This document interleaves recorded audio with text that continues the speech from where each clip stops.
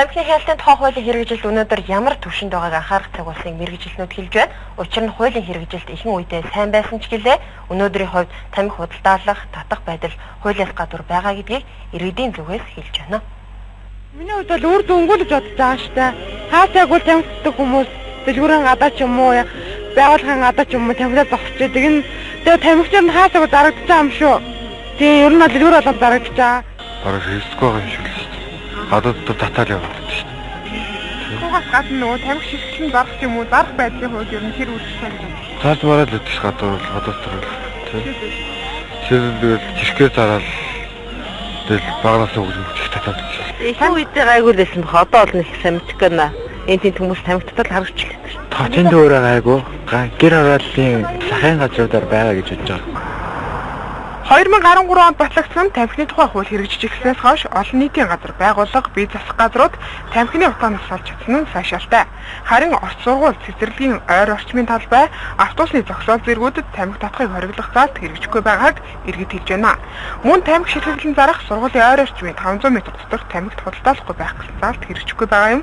Тамхины хуулийн хэрэгжилтийг сайжруулах зохицуултыг олон улсад төрөөс баримтлах бодлого хуулиар зохицуулах гэдгийг мэргэжилтнүүд хэлж байна. Гэтэл энэ он засгийн газар тамхины онцгой албан дотор нэмэгдүүлэх биш, харин ч бууруулсан нь хуулийн хэрэгжилтэнд сөрөг нөлөө үзүүлнэ гэдгийг нийгмийн эрүүл мэндийн үндэсний хүрээлэнгээс онцлоо. Өөрөөр хэлбэл тамхины онцгой албан доторыг нэмэгдүүлээд өгвөл тамхины үн нэмэгдэн, за нэмэгдэчихвэл тамхи татах хүний тоо багасна гэсэн байдлаар төрөөс бодлого баримтлах хэрэгтэй гэж үзсэн юм а. Тамхины одоо суурь конвенцэд нэгдсэн орон дотор амьдарч байгаа юм. Тэгэхээр зэрэг манай одоо гарч байгаа хуулиуд бол бүгд тамхины хяналтын суурь конвенцийн заалтад бол нийцсэн. Гэтэл одоо юу болж байгаа нөхөр зэрэг бид нар 15 оноос эхлээд ухралтууд гараад ирлээ шүү дээ. Онцгой албан дотор буураа явчлаа. Тэгэхээр зэрэг тамхины үн бол буурна. Тамхи татах өрөө байгуулчлаа. Дам тамхиталд олон хүн дам тамхиталд өртөж бол хордно.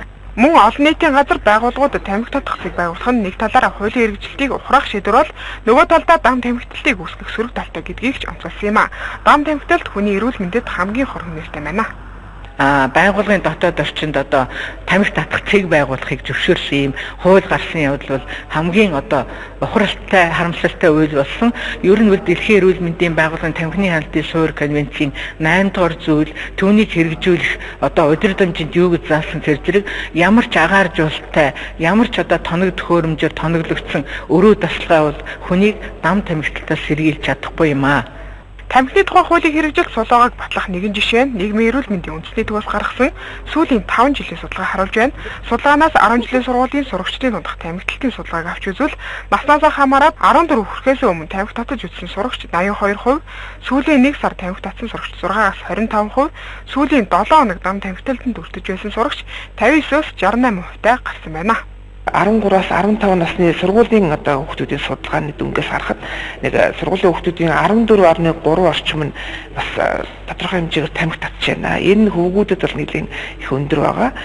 Манай охтуудын хувьд ч гэсэн бас тодорхой хэмжээгээр нэг 5.3 орчим байж байна. Энэ бол бас л охтууд маань бас энэ тамхины одоо утаанд өртгөөс гадна тамхи татж байгаа энэ буруу зан хөвшил үйл рүү явж байгаа бол бас сүрэг хандлагатай гэж бодож байна. Тиймээс баталсан хуулиа хэрэгжүүлэх шаардлага байгааг иргэд болон төр засаг ухамсардан хяналтаа сулруулахгүй байхыг мэргэжилтнүүд хэлж байна. Учир нь хүн амын өвчлөлийн голлох шалтгаануудын нэг нь тамхинаас үүддэг гэлээ. Засгийн газар тамхины онцгой албан дотор аюулгүй болгож олон нийтийн газар болон байгууллагуудад тамхи татах зэг байгуулах зэрэг шийдвэр гаргасан нь хуулийнхаа хэрэгжилтийг удаашруулж байна гэж нийгмийн эрүүл мэндийн хүрээлэнгийн мэргэжилтнүүд шүүмжилсэн юм а.